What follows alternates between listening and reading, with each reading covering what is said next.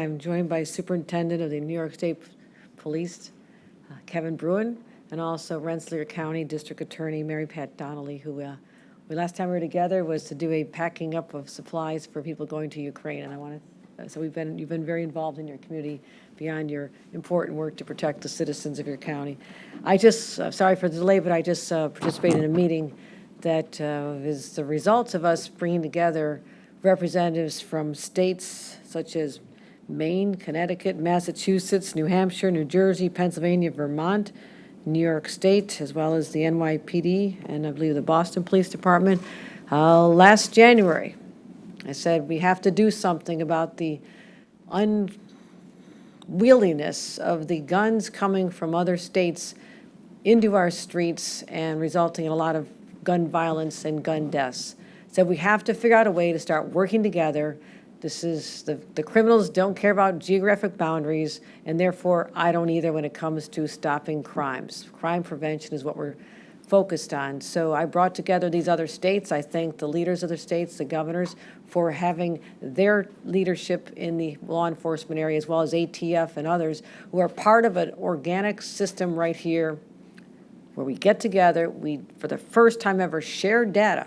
And as a result of that, we're making real progress in terms of doing exactly what I want to do. My number one priority as the governor is to keep New Yorkers safe, period, end, full stop.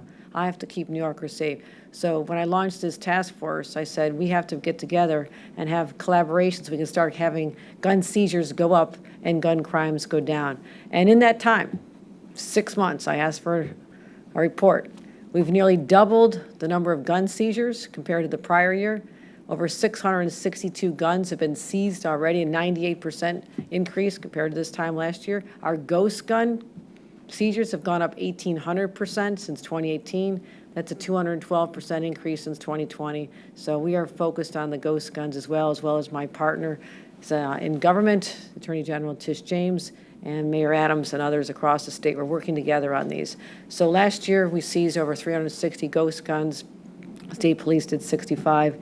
And also, what's really important to me, we have made investigative referrals to over 22 states. This level of cooperation never existed before. Before we brought people together, put them in the room together, said we are all on the same team. It's us against them. We have to work tirelessly to find ways to use the data when we find out about traffic in our state, share it to other states, and have them share information with us, and that's why we're making a real difference. And the number of shooting incidences are down.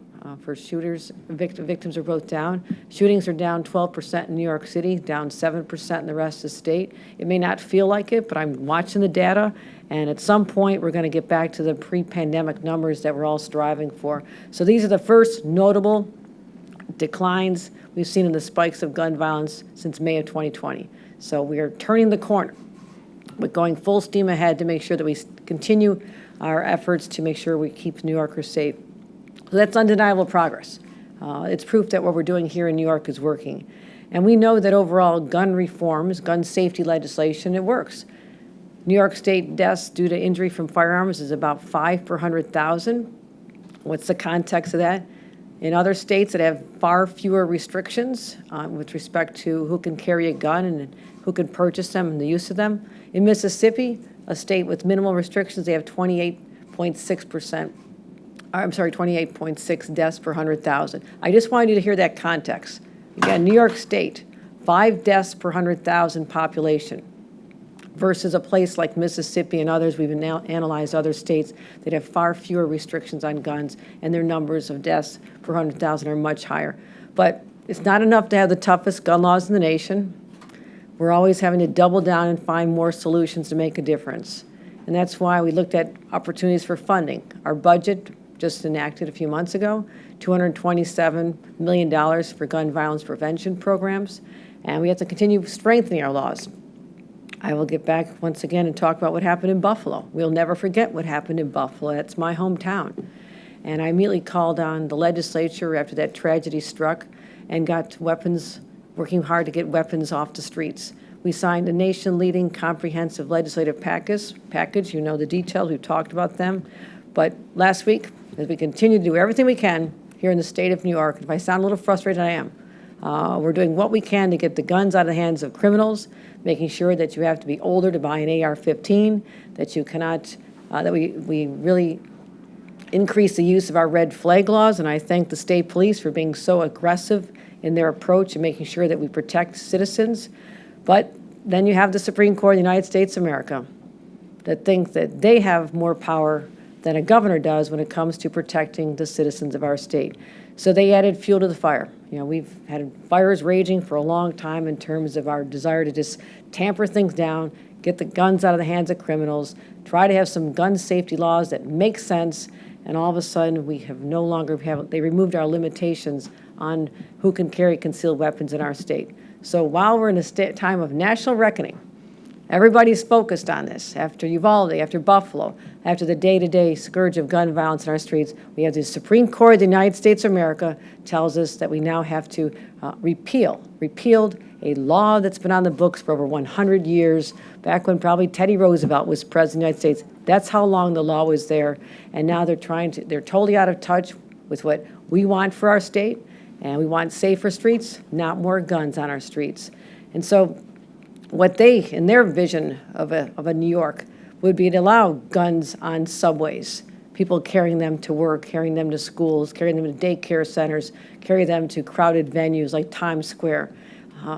Bar, imagine someone's, talking to your girlfriend, you're not real happy about it, and you have a gun and you have a temper, and that's what happens. So we are facing a wave of concealed weapons we're going to be facing a wave of concealed weapons in our parks, our subways, gathering places. And so therefore, when this decision came down just 1 week ago, we said we're going to move quickly. Next Thursday, I said we're going to get together. That day has arrived. Tomorrow, the legislature will be acting upon legislation that we're putting forth, and my team is reviewing all of our options. We're going to make sure we have the strongest protections possible, and that's why I appreciate the support of Carl Heastie, our Speaker, Majority Leader Andre Stewart-Cousins, in working with us toward legislation that we believe is going to make sense and continue to protect the citizens. That's why we're having this extraordinary session. That's what it's actually called, an extraordinary session, because we have to make sure that we make these changes, and I want them done now. Let me talk about some of the areas we're going to be expanding restrictions. Sensitive locations. What does that mean? Well, we're going to help everybody know. We're going to help define them.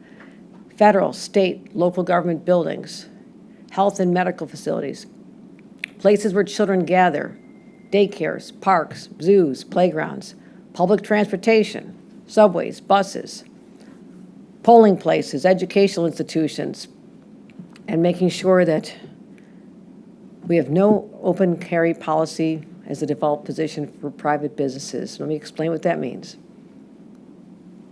The presumption in the state of New York after we sign this bill into law will be the presumption is that private property owners will not want to have concealed carry weapons on their premises.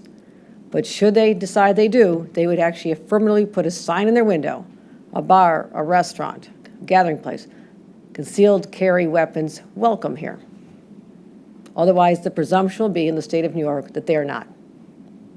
We're going to protect the rights of private property owners, allow them to not have to be subjected to someone walking into their workplace or a bar, restaurant with a concealed weapon, and therefore we're going to take that very strong step, but we believe that it is sustainable, and that's what the law is going to be once we get this through tomorrow. So we're standing up for the rights of business owners, standing up for their right to be able to protect their premises and their patrons and their fellow workers and their employees, and that's what we're going to do. We're also strengthening the list of disqualifying criteria. So you can't get a permit if you have a history of dangerous behavior. We're also going to be updating our safe storage laws. So we're going to have more people out there who legally would be able to carry weapons. Well, guess what? 25% of gun crimes are committed with stolen guns. Where can they steal them out of? They can steal them out of your vehicle.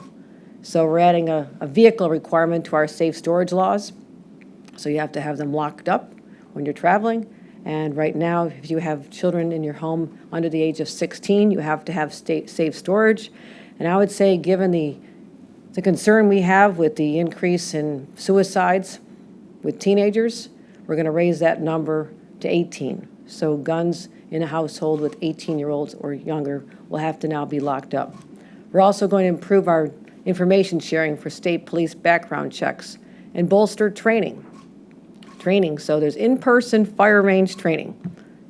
We're working out the details. Over 15 hours will be required of in-person training to be able to receive a concealed carry permit. And this is going to be significant.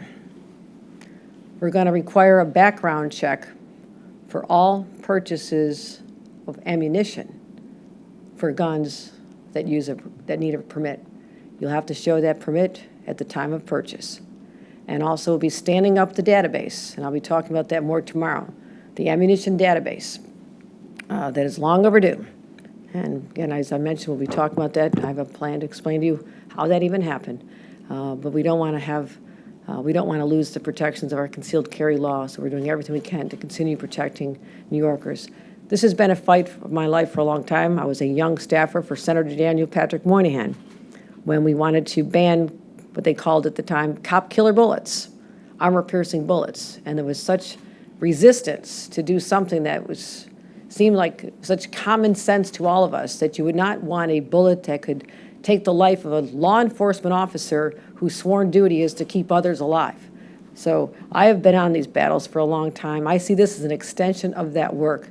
There's more to do. This is a nationwide crisis. Too many lives are being lost here in New York, but I will not rest as the governor of the state until we've done everything in our power to end this gun epidemic once and for all here in the state of New York, because we're not going backwards, we're going forward. And I want to say, if 6 Supreme Court justices want to take us backwards, we have a legislature full of duly elected representatives who actually speak for the people of this state and want to protect a law that's been on the books for over 100 years. And so we all collectively, the legislature, myself, and all others, our law enforcement individual I just spoke to a few minutes ago, they all want us to make sure we have smart, sensible gun safety legislation. So I appreciate the desire and the interest of our legislature to get this done. Again, coming in, they're starting to arrive now, they're meeting, and I hope to have a pen in my hand tomorrow or the very early hours of Friday morning, or I'll stay as long as it takes. I'm not going anywhere. So we'll get it done. And I want the people of New York to know that we take this deadly seriously. The Supreme Court decision was a setback for us, but I would call it a temporary setback, because we are going to marshal the resources, the intellect. We've been talking to leaders in this industry and academics and people in think tanks to find out what we can do legally, constitutionally, to make sure that we do not surrender my right as governor or our rights as New Yorkers to protect ourselves from gun violence. And I do want to give a shout out to Marcos Soler, the Deputy Secretary of Public Safety, who's been on speed dial with me nonstop over this. I appreciate his involvement with our gun interdiction task force that I just pulled him out of. There you are, so Marcos. But we've been having constant conversations about finding the right answer to make sure that this Supreme Court decision does not have the effect of making New Yorkers less safe than they are right now.